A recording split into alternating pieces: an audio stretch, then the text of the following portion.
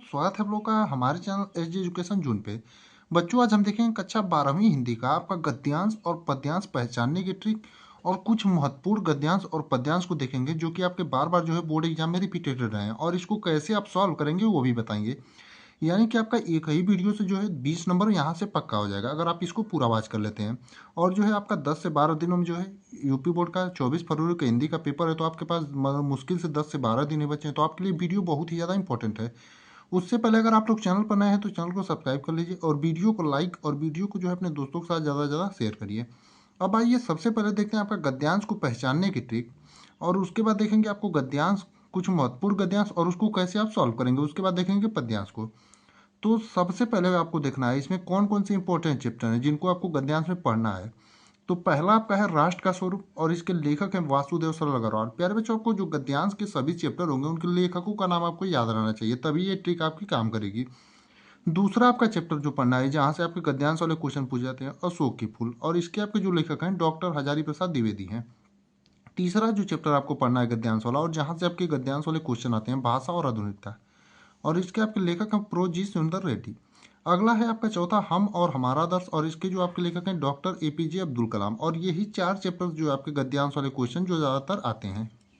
अब देखेंगे आपका गद्यांश की पहचान करने की ट्रिक, यानी ट्रिक वाले शब्द कौन कौन से हैं जिसे आप देख करके तुरंत पहचान कर जाएंगे कि आपका गद्यांश जो पूछा रहेगा चैप्टर में, क्योंकि पूछता है शीर्षक का नाम, यानी कि पाठ का शीर्षक, तो आप लोग उससे पहचान नहीं कर पाते हैं कि गद्यांश आपके कौन से चैप्टर से पूछा है। तो पहला पाठ यानी राष्ट्र का स्वरूप, जिसके लेखक आपके हैं वासुदेव सर अग्रवाल। अगर जब भी गद्यांश आपके पेपर में राष्ट्र के स्वरूप वाले चैप्टर से आएगा, आपको पृथ्वी, मातृभूमि, राष्ट्र, भूमि, जन का प्रवाह, राष्ट्रीयता, अभ्युदय, संस्कृतियों, मनुष्यजन, वसुंधरा, एक दूसरे, श्वास प्रश्वास और अनमोल। यानी कि जब भी गद्यांश आपके पेपर में प्यारे बच्चों राष्ट्र के स्वरूप वाले से चैप्टर से आएगा, तो आपको पृथ्वी, मातृभूमि, राष्ट्र, भूमिजन, जन का प्रवाह, राष्ट्रीयता, अभ्युदय, संस्कृतियों, वसुंधरा, एक दूसरे और श्वास प्रश्वास से शब्द देखने को मिलेंगे। और इन शब्दों को आप कहीं नोट कर लीजिएगा, जिससे आपके 10 से 12 दिन एग्जाम बचे हैं, जिसे आप देख करके ये पहचान कर पाएँ और प्रैक्टिस करेंगे कि आपका गद्यांश जो है किस चैप्टर से पूछा जाएगा। अभी आपको हम गद्यांश के सॉल्यूशन कराएंगे, तो उसमें आपको दिखाएंगे कि ये शब्द वहाँ पर आपको देखने को मिलेंगे, जिससे आप तुरंत पहचान कर जाएंगे। दूसरा आपका चैप्टर है अशोक का फूल, और इसके आपके लेखक कौन है, तो डॉक्टर हजारी प्रसाद द्विवेदी हैं। और जब भी आपका गद्यांश अशोक के फूल वाले चैप्टर से आपके पेपर में पूछेगा, तो आपको धर्मचारों, सभ्यता, मन मगर मन उदास होना भी बेकार है, जिजीविषा, अशोक, कालिदास, विशुद्ध संस्कृति और मर्यादा पुरुषोत्तम जैसे शब्द आपको देखने को मिलेंगे। यानी जब भी आपका गद्यांश अशोक के फूल वाले चैप्टर से प्यारे बच्चों आपको पेपर में पूछेगा, तो अगर आप धर्मचारों, सभ्यता, मगर मन उदास होना भी बेकार है और अशोक जैसे शब्द देखिएगा, तो आप तुरंत समझ जाइएगा कि आपका गद्यांश जो है अशोक के फूल वाले चैप्टर से है। अब अगला जो तीसरा इंपॉर्टेंट चैप्टर है जहाँ से आपके गद्यांश वाले क्वेश्चन पूछे जाते हैं, वो है भाषा और आधुनिकता, और इसके आपके लेखक जो हैं प्रो जी सुंदर रेड्डी हैं। और जब भी गद्यांश आपके भाषा और आधुनिकता वाले चैप्टर से आपके एग्जाम में पूछेगा, आपको परिवर्तनशील और गतिशील, सांस्कृतिक हलचलों, परंपरागत, भाषा स्वयं संस्कृति का एक, रमणीयता और नित्य नूतनता, काम चलाऊ माध्यम, व्यवहारिकता, नवीनीकरण, सिर्फ कुछ पॉइंट, तो ऐसे शब्द देखने को आपको मिलेंगे। यानी जब भी आपका भाषा और आधुनिकता वाले चैप्टर से गद्यांश पूछेगा, तो ये जो शब्द हमने आपको ट्रिक के रूप में बताए हैं, अगर ये शब्द आपको देखने को मिल गए, तो आप तुरंत समझ जाइएगा कि आपका गद्यांश किस चैप्टर से है, आपका भाषा और आधुनिकता से। और ये ट्रिक वाले जो शब्द है आप कहीं पर नोट कर लीजिएगा, जिससे आप देख करके कुछ प्रैक्टिस करके समझ जाएंगे कि आपका गद्यांश कि कौन कौन से महत्वपूर्ण शब्द हैं। अगला आपका जब भी हम और हमारा आदर्श है इंपॉर्टेंट चैप्टर, जहाँ से क्वेश्चन आपके गद्यांश वाले पूछे जाते हैं, और इसके आपके लेखक हैं डॉक्टर एपीजे अब्दुल कलाम।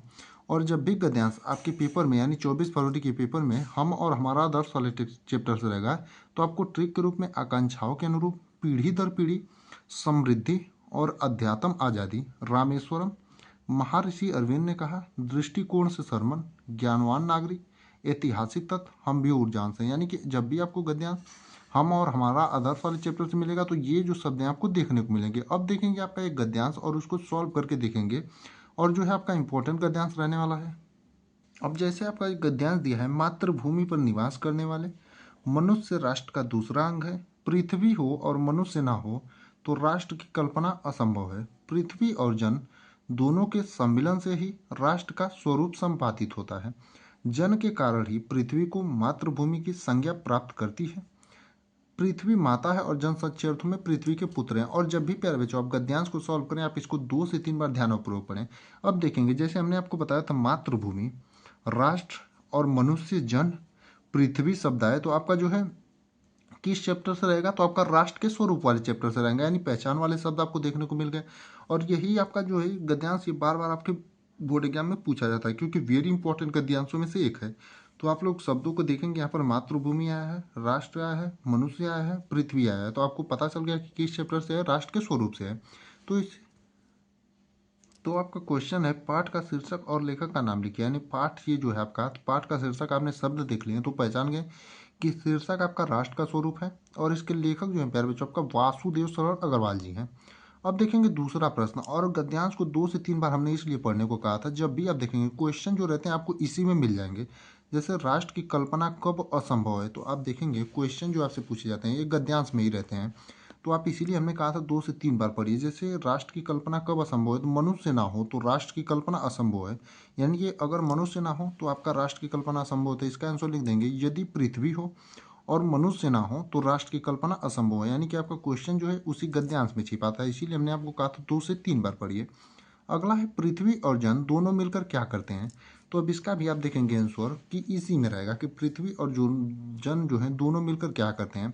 तो पृथ्वी और जन दोनों के सम्मिलन से ही राष्ट्र का स्वरूप संपादित होता है।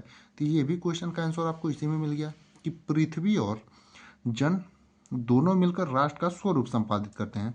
अगला क्वेश्चन है पृथ्वी कब मातृभूमि की संज्ञा प्राप्त करती है, तो आप ये भी देखेंगे, ये भी क्वेश्चन का आंसर आपको इसी में मिलेगा कि पृथ्वी कब मातृभूमि की संज्ञा प्राप्त करती है, तो जन के कारण ही पृथ्वी को मातृभूमि की संज्ञा प्राप्त करती है, यानी कि इसका भी, यानी कि 3 से 4 जो क्वेश्चन आपके रहते हैं उसका आंसर उसी में छिपा रहता है। बाकी एक बस आपको रहता है जिसका पाठ का शीर्षक और लेखक का नाम जो है थोड़ा सा आपको गौर करना रहता है। तो आपका ये भी मिल गया कि पृथ्वी मनुष्य जन के कारण मातृभूमि की संज्ञा प्राप्त करती है। अब अगला है रेखांकित अंश की व्याख्या कीजिए। तो आपका रेखांकित अंश देखेंगे है क्या पहले, तो रेखांकित अंश आपका है जन के कारण ही पृथ्वी को मातृभूमि की संज्ञा प्राप्त करती है। पृथ्वी माता है और जन सच्चे अर्थों में पृथ्वी पुत्र है। तो आप देखेंगे इसका जो रेखांकित अंश की व्याख्या होगा, जिस प्रकार माता हमें जन्म देती है, पालन पोषण करती है, उसी प्रकार पृथ्वी हमें अन्न देती है। इसकी धूल में खेलकर हम बड़े होते हैं, इसकी हवा में हम सांस लेते हैं। पृथ्वी भी एक माता समान है और मनुष्य सच्चे अर्थों में पृथ्वी के पुत्र हैं। तो इसी प्रकार से आप अपने बोर्ड एग्जाम में जो है गद्यांश को सॉल्व करेंगे। और ये जो हमने गद्यांश बताया आपका इंपॉर्टेंट गद्यांश है, इसको भी देख लीजिएगा और ट्रिक वाले जो शब्द बताते उस पर भी गौर करिएगा, क्योंकि ट्रिक वाले शब्द से ही आप जो है पहचान कर पाएंगे गद्यांश आपके कौन से चैप्टर से हैं। अब अगला देखेंगे आपका महत्वपूर्ण पद्यांश वाले पहले चैप्टर, यानी उसके बाद देखेंगे आपका पद्यांश की पहचान करने की ट्रिक। तो आपके महत्वपूर्ण पद्यांश वाले जो चैप्टर हैं, पहला आपको पढ़ना है पवन दूत का, और इसके आपके जो लेख कवि हैं माफ करिए अयोध्या सिंह उपाध्याय हरिऔध।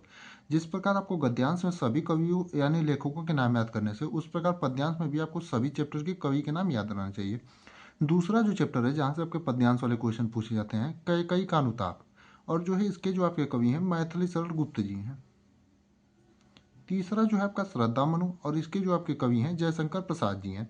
चौथा जो इंपॉर्टेंट चैप्टर है नौका विहार और बापू के प्रति, और इसके जो आपके कवि हैं सुमित्रा नंदन पंत जी हैं।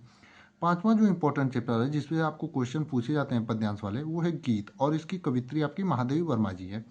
अगला जो है आपका अभिनव मनुष्य, और इसके आपके कवि हैं रामधारी सिंह दिनकर जी। उसके बाद सातवां जो आपका चैप्टर है इंपॉर्टेंट वाला, मैंने आहुति बनकर देखा और हिरोशिमा, और इसके आपके कवि हैं आपके अज्ञेय जी। अब देखेंगे आपका पद्यांश की पहचान करने की ट्रिक। तो पहला चैप्टर है आपका पवन दूत का, और इसके जो आपके कवि हैं अयोध्या सिंह उपाध्याय हरिऔध हैं।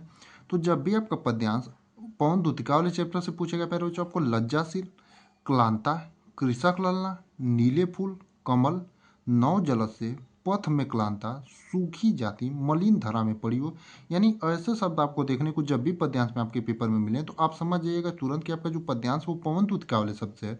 और वो जो ट्रिक वाले शब्द आपको बताए गए हैं इनको आप कहीं नोट कर लीजिएगा, जिससे आप जो है तुरंत देख करके कुछ इन शब्दों को याद कर लीजिएगा, जिससे आप तुरंत पहचान कर पाएँ।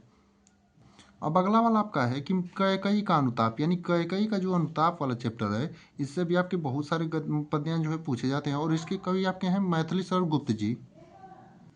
तो तो आपका जब भी इस वाले चैप्टर से पूछेगा तो आपको जल पंजर और लौट चलो घर भया, वात्सल्य माता, न कुमाता और आपका भारत से अनुताप। ये वाले शब्द जब भी आपको आपके पद्यांश वाले चैप्टर में देखने को मिले तो आप तुरंत समझ जाइएगा कि आपका जो पद्यांश है वो किस चैप्टर से पूछा है, तो आपका केकई के अनुताप से। अब देखेंगे तीसरा इंपॉर्टेंट चैप्टर जो है गीत, और इसके जो आपकी कवित्री हैं महादेवी वर्मा जी हैं।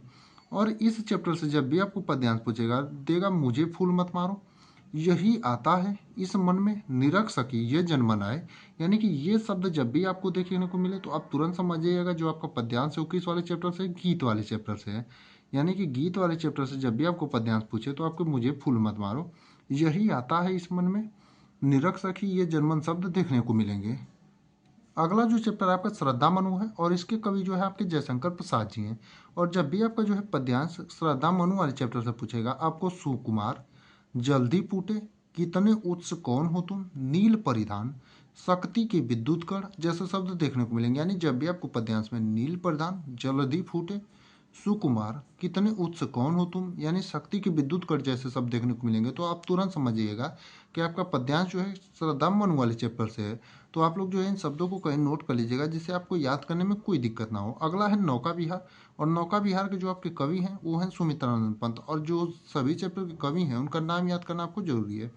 और जब भी ट्रिक में इसमें जो शब्द रहेगा त्यों तो लगती नाव पार, चांदनी रात की प्रथम पहर, यानी जैसे ये शब्द देखने को मिले आपको तुरंत समझिएगा कि पद्यांश आपका नौका विहार वाले चैप्टर से है। अब देखेंगे आप कि अगला जो आपका चैप्टर है वो है अभिनव मनुष्य, और जब भी आपको अभिनव मनुष्य वाले चैप्टर से पद्यांश देखने को मिलेंगे आपका इसके कवि जो है रामधारी सिंह दिनकर, और इसके ट्रिक के जो शब्द हैं यदि विज्ञान है, आज की दुनिया नवीन, सावधान मनुष्य और सृष्टि का श्रृंगार। यानी ये जो शब्द हैं यदि विज्ञान है, आज की दुनिया नवीन, सावधान मनुष्य और सृष्टि का श्रृंगार जैसे शब्द देखने को मिलेंगे तो आप तुरंत समझिएगा कि आपका पद्यांश जो है कौन से चैप्टर से, अभिनव मनुष्य है।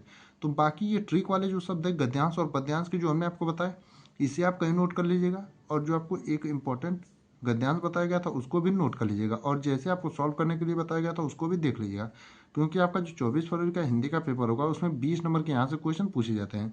तो आप लोग इसकी तैयारी बढ़िया से करिएगा।